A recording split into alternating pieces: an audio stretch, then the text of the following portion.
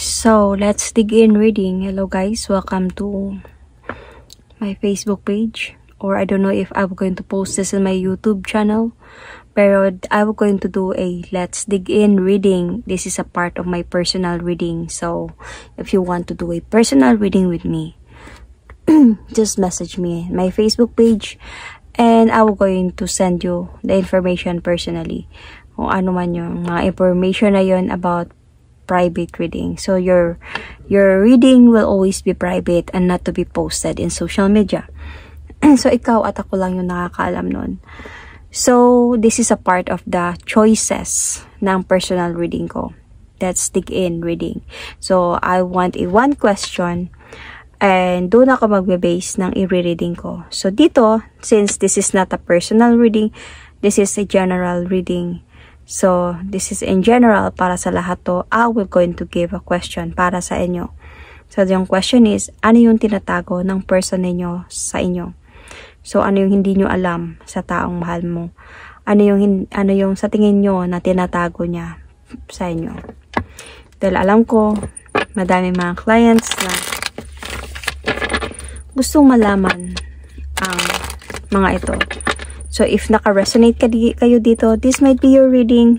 So, if you want more, you can book a personal reading with me. Okay? Just message me. If nabitin kayo dito.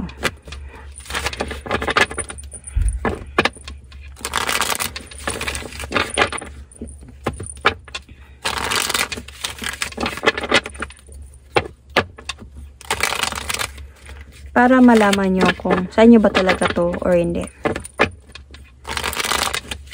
So, ano ba yung tinatago ng person mo sa'yo?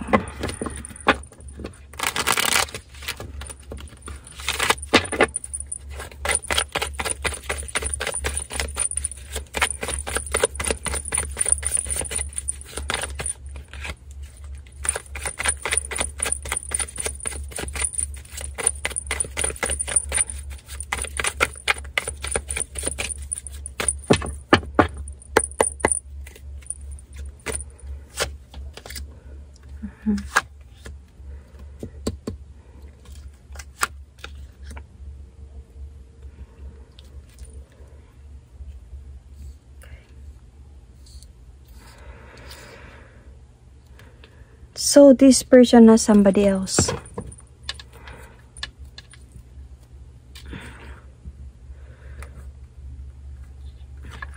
Meron na sa kanyang realization right now about this. Might be this person has a responsibility in life with this person. And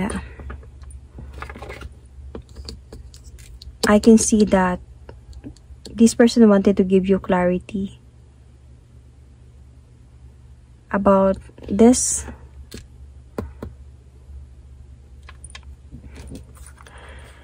Kasi honestly, hindi na kayo nagkakaunawaan na dalawa. May mga realization na din sa kanya. Parang gusto niya nang sabihin to sa'yo eh. This person is cheating on you. So, nakukonsensya na siguro siya sa ginagawa niya. Kaya parang gusto niya nang sabihin to sa'yo. Parang feeling niya hindi niya deserve yung pagmamahal na inaalay mo sa kanya dahil sa ginagawa niya. Parang may iba siyang mahal. But let's see. Let's dig in. And this is the reading. Let's dig in.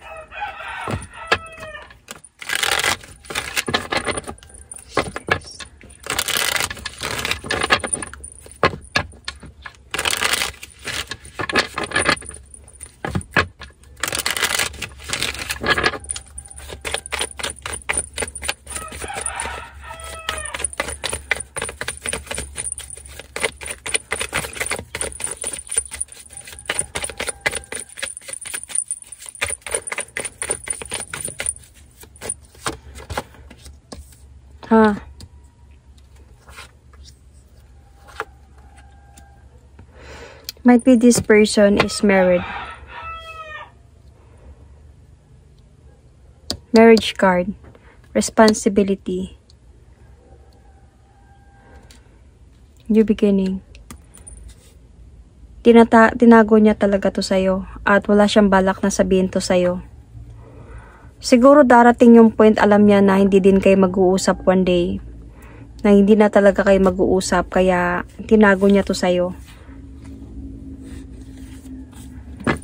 Siguro nung nag-approach siya sa'yo, might be relationship or anything, mabigat yung problema niya.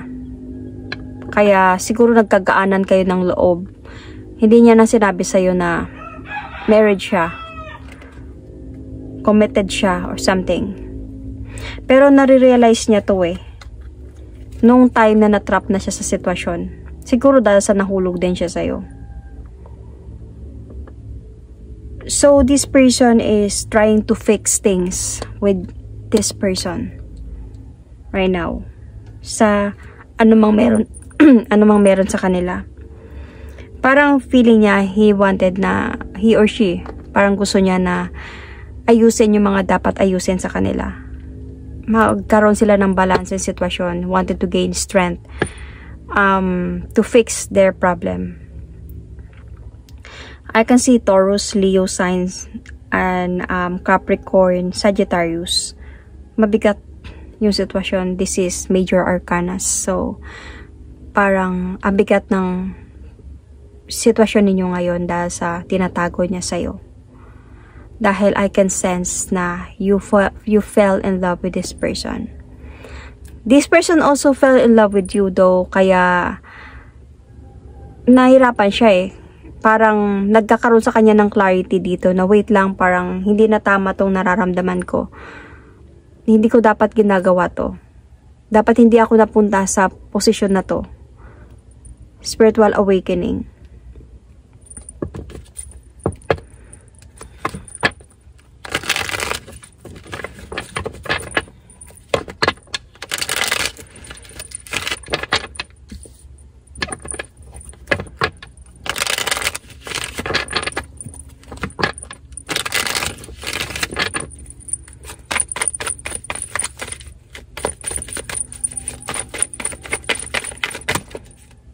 Dami.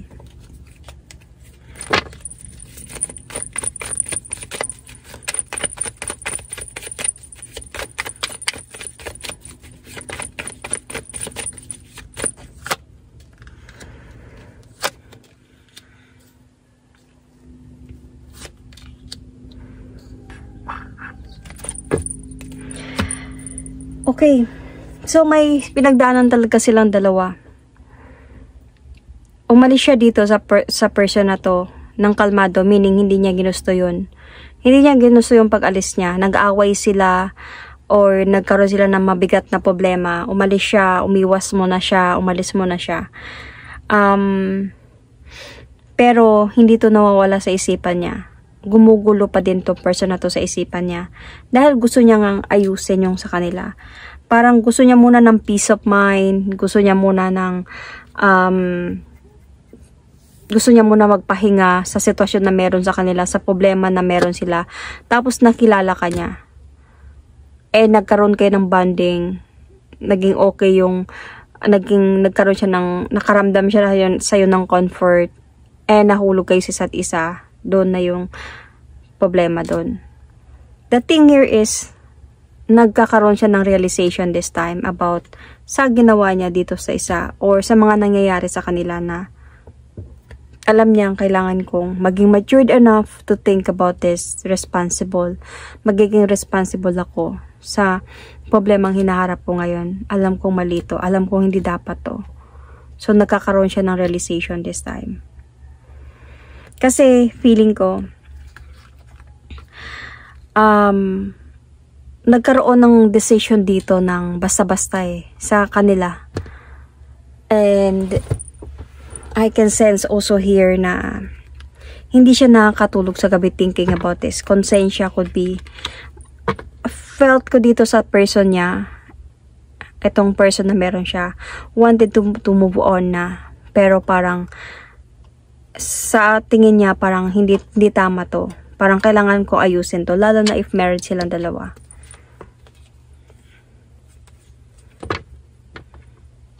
Kasi parang gusto na din give up nung isa eh. Siguro, sa mga ganong situation nila, parang gusto na mag-move on nung isa. Pinapakita niya na gusto ko nang mag-move on. Kaya, hindi niya sinasabi sa'yo to. Hindi niya ino-open up sa'yo to. Kasi ano siya sa point na, what if kung ayaw na talaga siyang tanggapin ito? What if kung pagpatuloy niya na naghanap to ng iba? So, nandyan ka. Oh, option. Let's see.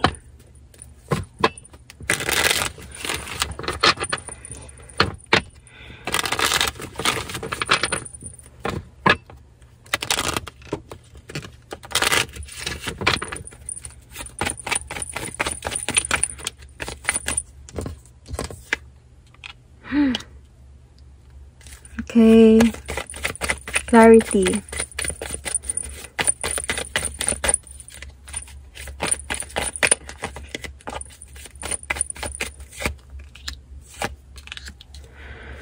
Naipit siya sa sitwasyon. He knows who you are in his life. Third party. Clear sa kanya, minamanage niya lang to ng maayos. Parang, para sa kanya, minamanage niya lang to ng carry ko to, kaya ko to. Hindi to malalaman or anything like that. But the thing here is, yun yung problema nung naipit na siya dahil siguro naramdaman niya na sa'yo na seryoso ka na. Gusto mo na ng commitment, gusto mo na maging proud siya sa'yo. Gusto mo na ipamakilala yung family siguro. Gusto mo nang pinagwa-wonder ka na bakit parang walang nangyayari. Bakit walang galaw? Bakit walang progress? Parang you wanted na serious na talaga. So, doon na siya naipit sa sitwasyon. Kaya, he wanted to decide to give you the clarity. So, feeling ko, itong tinatago niya sa'yo, may balak din siyang sabihin sa yung katotohanan. Kasi nagkakaroon na siya ng realization dito eh. That, you are not the only one and maybe you are a third party here. And this person is cheating on you. Sa mga pangako niya, sa mga sinasabi niya sa'yo, sa mga treatment niya sa'yo, na in love lang siya sa'yo or nagustuhan ka lang niya because of sa comfort na naramdaman niya. Sorry about the ingay. Sa comfort na naramdaman niya sa'yo. Sa feeling ko sa mga support na nandyan ka para sa kanya during those time na malungkot siya. But he knows na meron at merong hahadlang kung sakali man. So, ipit na ipit siya sa sitwasyon. And hindi niya na-appreciate to, honestly. So, malungkot siya na alam niyang nakukonsensya siya, nagkakaroon siya ng regret sa mga nagawa niya, sa pinasok niya.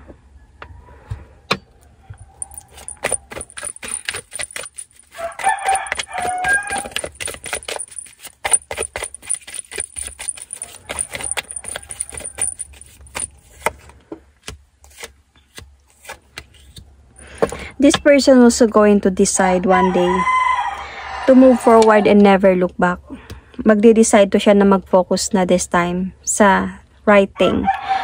And kasi hindi na siya nakakatulog sa gabi. Dala-dala na ng konsensya niya. Siguro you will still going to move on from this. One day, magkakaroon ng changes dito sa part mo. Might be this person will going to end this relationship for a change. For the good change. Para sa pag-aayos na din ng lahat. Para matapos ng lahat, hindi kanya pipiliin. Dahil dito pa lang meron na siyang realization. So, pero nakikita ko naman parang one day matatanggap mo din. Lalo na pagsasabihin niya sa yung katotohanan. Isang araw matatanggap mo din yung mga nangyari. So, that is my reading for you. Thank you and God bless.